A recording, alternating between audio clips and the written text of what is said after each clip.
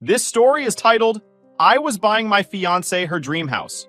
Then she demanded I add her brother to the deed. Turns out he's actually her ex and first love, and that she's been lying for years. Hey everyone, before we jump into today's video, I need your help. We've noticed the channel is losing some traction, and subscribing is one of the best ways you can support us. It's quick, free, and it helps us keep bringing you awesome content. Your support means the world. Let's keep this channel growing together. Thanks so much. Now let's start the video. So, here's the backstory.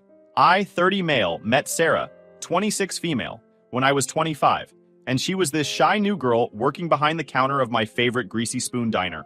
You know those places, slightly dingy, coffee that tastes like regret, and pancakes that somehow slap every single time. My buddy Ryan and I would hit it up after work, half for the food, half to rant about life. The day I first saw Sarah, though, I barely noticed Ryan's whining about his boss. There she was, tying her apron, looking perfect. Big brown eyes, dark hair tucked into a messy ponytail, and a smile that could fix a bad day. My order came out as scrambled sentences, because my brain decided to short-circuit when she said, "What can I get you?" in that sweet voice of hers. Ryan, of course, noticed. Dude, stop being weird. If you're into her, just say something. I wasn't exactly smooth back then. The thought of walking up and being shot down in front of Ryan, who would 100% roast me, didn't sit well. Instead, I fumbled for a napkin and scrawled out my name and number with my garbage handwriting. I can still remember how my palms were sweaty when I paid for our food and slipped the note over. She blushed, actually blushed, when she realized what I'd done. "She's not gonna call," Ryan snorted as we left. But guess what? She did, that same night. We ended up talking on the phone for hours. I couldn't tell you what about, probably dumb stuff like favorite movies or her hatred for pineapple on pizza, but I remember it felt easy, natural, like I'd known her for years, even though I'd barely seen her outside of a diner counter. By the time we hung up at 3 a.m., I was already half smitten. Over the next few months, Sarah and I were inseparable. She had this way of making every small thing feel like a big deal. We'd walk through the park, she'd point out every stray cat and give it an imaginary name. We'd hit up cheap diners, and she'd try to guess my order before I said it. It wasn't about flashy dates or extravagant plans. Being with her just made everything better. I'd been in relationships before, but nothing like this. Nothing real. With Sarah, I felt like I could finally breathe. It's cliché, I know, but when you meet someone who feels like home, you stop looking elsewhere. Looking back, there were cracks in the perfect picture even then. Subtle, but there. Sarah didn't talk much about her family except to say she didn't have one. She was raised in the foster system, bouncing from home to home until she aged out. It made sense why she was guarded at first, and honestly, my heart broke for her. I grew up with two loving parents, an older sister, and a dog that still gets Christmas presents. Stability was my normal, but for Sarah, it was a foreign concept. The one thing she did talk about was her brother, Mark. She said Mark wasn't her biological brother, but someone she'd met in foster care. They'd been close since childhood, and he was her only family. I didn't question it too hard. I mean, if you grew up without parents or siblings, clinging to someone who understood you makes sense, right? She would tell me stories about how Mark always looked out for her when no one else did, standing up to bullies, sneaking her snacks in group homes, comforting her when she had no one else. At first, I admired it. I thought it was sweet. How could you not root for someone who fought through hell and still had someone to lean on? But slowly, her brotherly bond with Mark started to feel off. I didn't want to admit it at first, but the dude's presence was everywhere. Sarah talked about him nonstop. He'd call her every night, no matter what we were doing, and she'd always pick up. Dinner dates, movies, random evenings cuddled on the couch. If Mark called, our time was put on pause. One night, after months of dating, I asked her point blank, "Why does he call you so much?" She tilted her head and looked at me like I'd grown a second nose. "Because we're close, duh. He's my brother. You wouldn't get it." Okay, fine. Maybe I wouldn't get it because my older sister and I weren't calling each other 24/7, but whatever. I wasn't about to ruin a good thing over something minor. Relationships are about trust, right? I trusted Sarah. Things started to feel more questionable when I FaceTimed her late one night. It was just supposed to be a quick goodnight call since she'd been working late shifts at the diner. Instead, the camera panned to Mark, shirtless, sprawled right next to her in her bed. "What the hell is Mark doing there?" I asked, feeling my stomach drop. Sarah rolled her eyes like I was the crazy one. "Relax. He's going through a bad breakup and didn't want to sleep alone. My bed's bigger than the couch, so I let him crash here. It's not a big deal." "You're telling me your brother, not your real brother, mind you, is just sharing your bed, and that's normal to you?" she scoffed. God, you sound jealous. It's Mark. He's family. You'd understand if you were close to your sister. I let it go, but it didn't sit right with me. Things got more serious when Sarah's lease was ending. She didn't have much money because she was between jobs. One night over takeout, she brought it up. I was thinking, maybe I could move in with you? I hesitated. Not because I didn't want her there, I did, but because moving in meant bigger commitments. Financial ones, especially. But she hit me with those big brown eyes and said, I'd feel safer with you, you know? I don't have anywhere else to go. Boom. Done. The girl had me wrapped around her finger. Sarah moved in a week later. I covered everything. Rent, utilities, groceries. She said she'd contribute when she got a better job, but of course that never happened. I didn't mind at first because I loved her. I wanted to take care of her. But the constant calls from Mark? The way she'd drop everything to see him? The weird closeness I couldn't put my finger on? It was like an itch I couldn't scratch. I should have known that my dream girl was hiding something massive. When Sarah moved in with me, I was honestly thrilled at first. I mean, I'd spent years in that house alone. It felt like the natural next step for us. She'd finally have stability, and we'd get to spend more time together.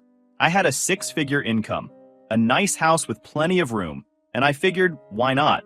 I didn't want to be the guy who nickels and dimes his girlfriend when I knew her financial situation was crap. So I told her not to worry about rent or bills. I'd handle it. That was mistake number 1. Because once Sarah realized she didn't need to contribute anything, it was like she settled into queen mode. Suddenly, our place wasn't my house anymore. It was ours. She redecorated without asking, threw out some of my stuff because it didn't match her vibe, and invited her brother Mark over whenever she damn well pleased.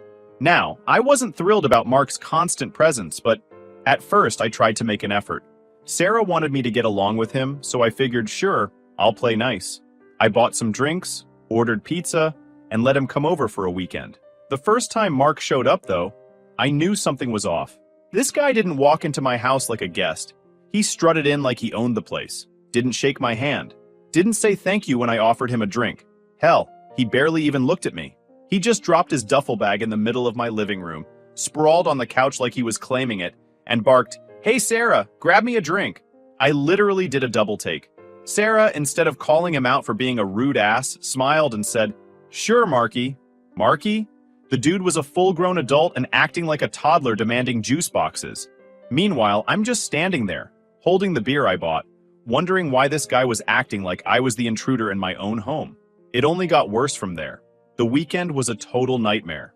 Mark had no concept of boundaries. He would follow Sarah around the house, sit way too close to her on the couch, and laugh obnoxiously loud at every single thing she said, even if it wasn't remotely funny. I'd be sitting right there next to them, third-wheeling in my own relationship. At one point, Sarah got up to grab snacks, leaving us alone for maybe 30 seconds. Mark just stared at me with this smug look on his face, like he was sizing me up. "You're lucky," he finally muttered. I blinked. Huh? He leaned back, still staring me down. Sarah's always had someone looking after her. First me, now you. Good thing too. She doesn't handle being alone well. The way he said it, like he was still her guardian or something, made my skin crawl. Before I could respond, Sarah walked back in, and Mark switched back to his charming brother act. That night, I told Sarah I wasn't comfortable with Mark staying over again. Her reaction? Total meltdown. "You don't get it," she snapped. "Mark's been through so much and he doesn't have anyone else. He needs me." I rubbed my temples, trying to stay calm. "Sarah, he doesn't need to be here every weekend. And the way he talks to you? It's weird." Her eyes narrowed like I'd insulted her personally. "We're close because we've been through hell together. Sorry if you don't know what that's like." She stormed off, and I was left wondering how trying to set a boundary in my own house turned into me being the bad guy. The next time Mark showed up uninvited, it was under the guise of just crashing for one night. I gritted my teeth and let it slide, because what was I supposed to do? Tell my girlfriend's brother to get lost? Around midnight, I walked into our bedroom ready to crash, only to find Sarah curled up next to Mark on the couch, where he should have been sleeping alone. "Sarah," I said, trying not to explode, "why aren't you in bed?" She looked up like I was crazy. "Mark's not feeling great, so I'm keeping him company." I stared at her. Why does keeping him company mean sharing a couch? He's a grown man, not a kid afraid of the dark. She rolled her eyes. "You're making this into something it's not. Go to bed. I'll come up in a bit." Well, she didn't. I spent that whole night tossing and turning, trying to ignore the anger boiling in my chest. The next morning, when I brought it up again, she pulled the classic Sarah defense. "You're just jealous, aren't you? He's my brother. Stop being insecure." She said it with so much confidence that I started questioning myself. Was I overreacting? Was I the jealous boyfriend who didn't get their special bond? I wasn't. I knew something wasn't right, but every time I brought it up, she flipped it on me. Gaslighting at its finest. If Mark wasn't physically in our house, he was calling Sarah constantly. We'd be in the middle of a movie, and her phone would ring. She'd glance at it, mutter, "It's just Mark," and pick up. For 30 minutes, sometimes longer. It didn't matter what we were doing. Cooking dinner, hanging out with friends, even in bed. If Mark called, everything stopped for him. One night, I finally snapped. "Why does he call you so much? It's like he's attached to your hip." Sarah sighed dramatically, like I was exhausting her. "He's going through a rough time. I'm the only one he has." "Sarah, I'm supposed to be the only one you have." She glared at me. "I can't believe you're making me choose between you and my brother." I wasn't making her choose anything. I was just trying to figure out why her not really brother had VIP access to every part of her life, including mine. By this point, my patience was wearing thin. I told myself I needed to trust her, to let it go. But deep down, I felt like I was being played for a fool. After 2 years of living with Sarah, I was on the edge. Between Mark's constant intrusions and Sarah's refusal to see any issue with it, I started keeping a mental list of all the weird crap I'd let slide. If you looked up doormat in the dictionary, there'd probably be a picture of me. But no more. I'd had enough. Around this time, my finances were in a really good place. I'd worked my ass off to get to where I was. Long hours, late nights, and sacrifices Sarah didn't have to make because I covered everything. My house was fully paid off, and I had enough saved to buy us a new place, our dream house. I thought this would be the perfect fresh start. I'll admit it, part of me hoped that moving into a new place would magically fix everything. No more Mark showing up uninvited, no more awkward tension, and no more late-night calls that ended with Sarah whispering in the hallway like she was keeping state secrets. So, I made the call. I reached out to a realtor, looked over my finances, and started browsing listings. I found a gorgeous property about an hour outside the city. Big backyard, huge kitchen, and even an office space for Sarah since she'd started working from home. When I told her the news, she practically jumped into my arms. "You're the best fiancé in the world," she said, hugging me tight. "I can't wait to start the next chapter with you." For the first time in months, I let myself believe we could fix this. I was stupidly optimistic. Like an idiot, I let my guard down. After weeks of house hunting, Sarah and I finally found the one. This place was perfect. White picket fence, a massive backyard for BBQs, and a kitchen that made me want to pretend I could cook. I was ready to sign the papers that week. Then Sarah hit me with the demand. "Hey," she started sweetly, curling up next to me on the couch. That fake sweetness usually meant she was about to ask for something ridiculous. "When you put the house deed together, I was thinking, you should add Mark's name too." I actually laughed, thinking I'd misheard her. "What?" She blinked innocently. "Mark's name. On the house deed now? I'm no pushover anymore." I looked her dead in the eye and said, "Sarah, are you high? Why the hell would I put Mark's name on my house?" She didn't like that. "It's our house," she shot back, folding her arms. "And Mark's family. He's been there for me when no one else was. I want him included." I couldn't believe what I was hearing. I'd tolerated a lot, but this? Absolutely not. "So, let me get this straight.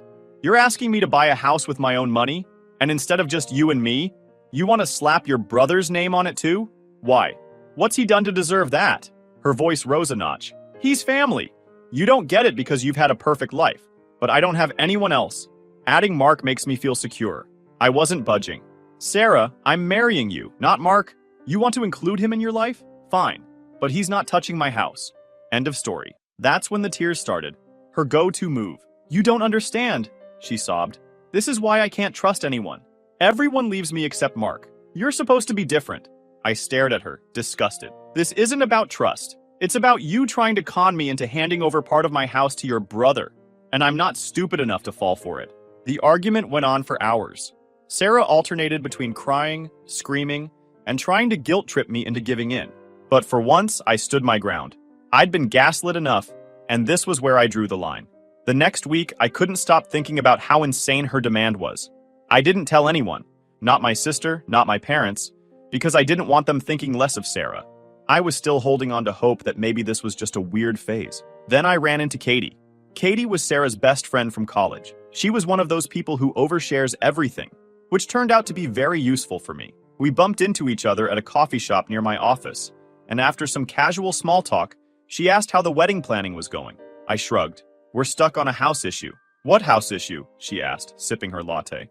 I sighed and told her about Sarah's demand to put Mark's name on the house deed. Katie's smile froze mid-sip. Wait, what did you say? She wants Mark's name on the deed, I repeated. She says he's family, and she wants him included. Katie put her drink down, her face pale. You don't know, do you? Know what? I asked, my stomach twisting into knots. Katie hesitated like she didn't want to be the one to tell me, but finally, she said it. Mark isn't her brother. He's her ex-boyfriend. I froze. What? Yeah. They dated for years when they were in foster care. After they broke up, they started telling people they were siblings to avoid judgment. I thought you knew. I stared at her, speechless. My mind raced back to every brotherly hug, every weird sleepover, and every phone call that interrupted our dates. All of it clicked. She's been lying to me this entire time? I asked, my voice flat. Katie winced. I'm so sorry. I thought she told you. I left the coffee shop in a daze, replaying the last 5 years in my head like a movie I suddenly realized was garbage. Mark, the guy I'd been forced to tolerate, wasn't her brother. He was her ex, and she had the audacity to demand I put his name on the house I was paying for? It all made sense now. I wasn't crazy. I wasn't insecure. Sarah had been gaslighting me, lying to my face and dragging me into some bizarre, twisted mess. But here's the thing. I'm not the kind of guy who sits back and lets himself get played. That night, I decided I wasn't going to wait anymore. Sarah had answers to give, and I was done pretending everything was fine. I got home that evening feeling like I'd been punched in the gut. Mark, her ex-boyfriend. I couldn't get those words out of my head. 5 years. 5 damn years she'd been lying to me, and I'd been standing here, not listening to my inner voice, defending their close sibling bond. I got home that evening feeling like I'd been stamped in the back. Mark, her ex-boyfriend. I couldn't get those words out of my head. 5 years. 5 damn years she'd been lying to me, and I'd been standing here like an idiot defending their close sibling bond. I walked through the door, and there she was, lounging on my couch with her feet up like she didn't have a care in the world. Hey, babe, she said, flipping through Netflix like she hadn't spent the last few years gaslighting me. I dropped my keys on the counter a little harder than I needed to. We need to talk. Sarah glanced over, still annoyingly calm. About what? I took a deep breath. I wasn't going to let her twist this on me. Not this time. About you and Mark. Her hand froze midair with the remote. Her face went from relaxed to defensive in half a second flat. What about him? I stared her down. Don't play dumb. I ran into Katie today. She told me the truth. He's not your brother, is he? The color drained from her face so fast I thought she might pass out. Her lips parted, and she stammered, What did she say? She told me everything, I said firmly. Mark isn't your brother. He's your ex-boyfriend. The guy you used to date. The guy you've been sneaking around with, lying to me about, and bringing into my house like I'm some kind of idiot. Her face crumpled, but she tried to salvage the situation. It's not what you think. Oh, really? I snapped, folding my arms. Because what I think is that you've been cheating on me, lying to my face, and letting your ex-boyfriend sleep next to you while you gaslit me into thinking I was crazy for questioning it. Sarah jumped off the couch, her eyes wild with panic. I didn't cheat. Mark and I, he's like family now.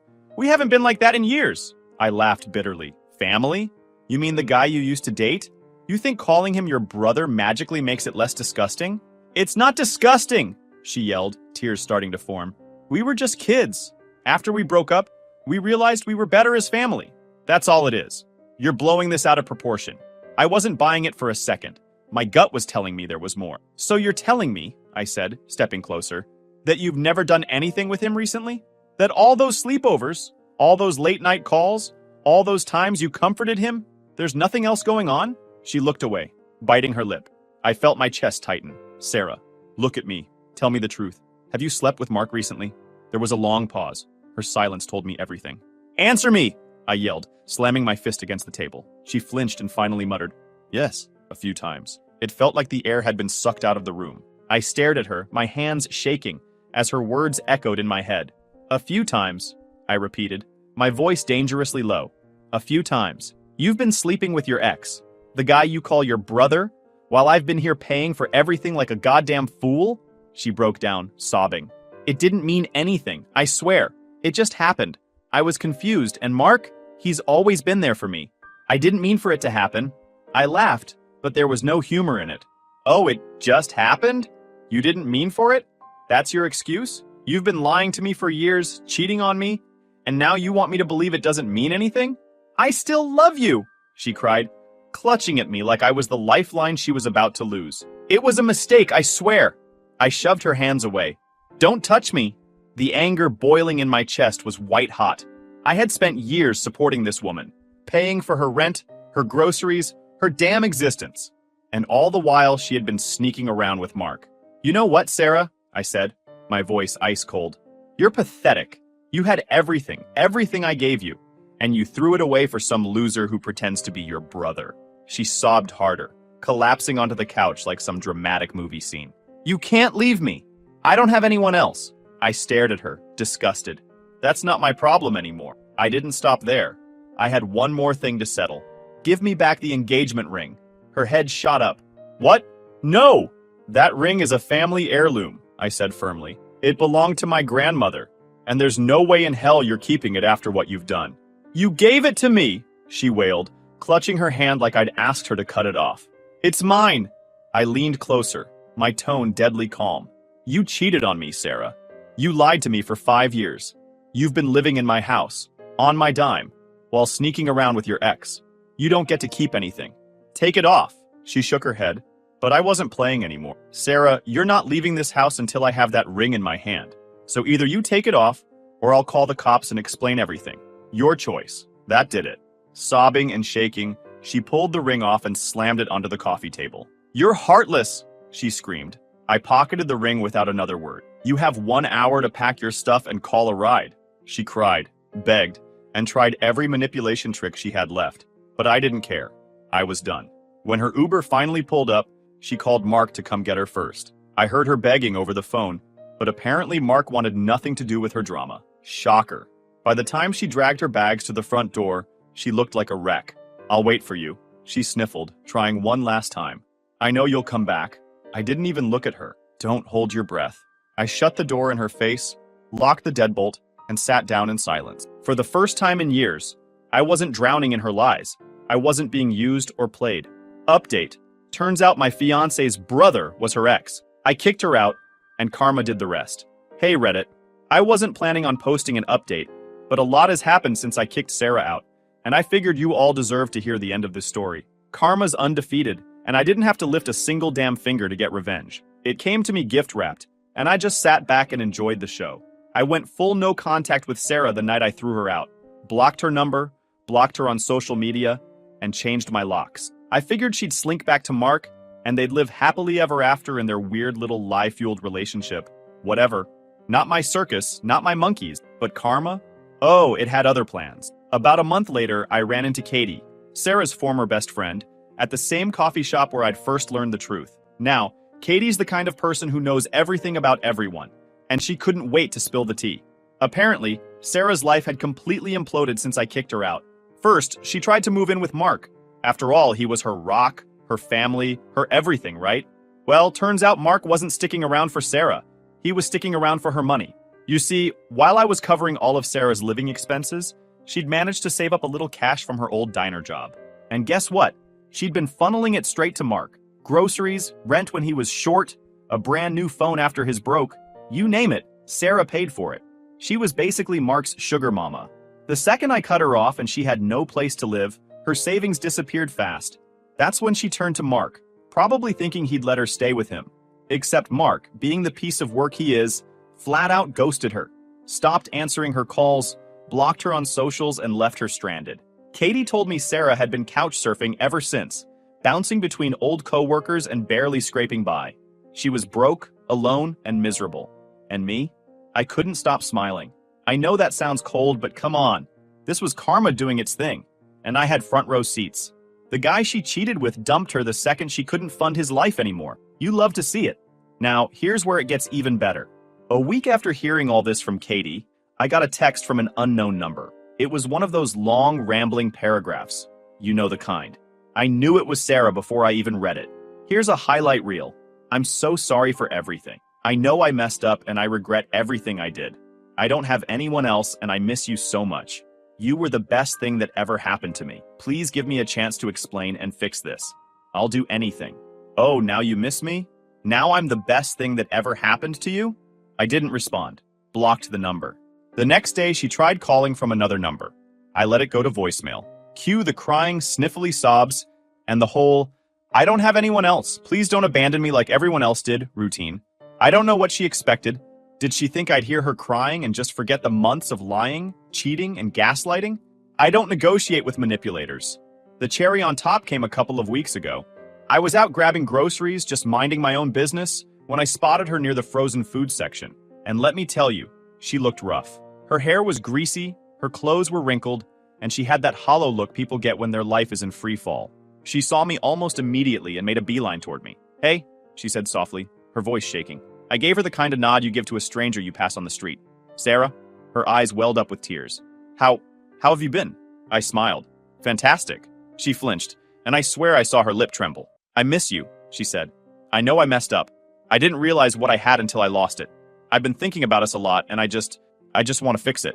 I tilted my head like I was considering it. Yeah, I don't think so. Her face crumpled. Please, I don't have anyone else. I didn't even feel bad. That's not my problem anymore, Sarah. You chose this. You chose to cheat. You chose to lie. And now you're dealing with the consequences. I made a mistake, she said weakly. I smirked. No, you made choices, and now you've got to live with them.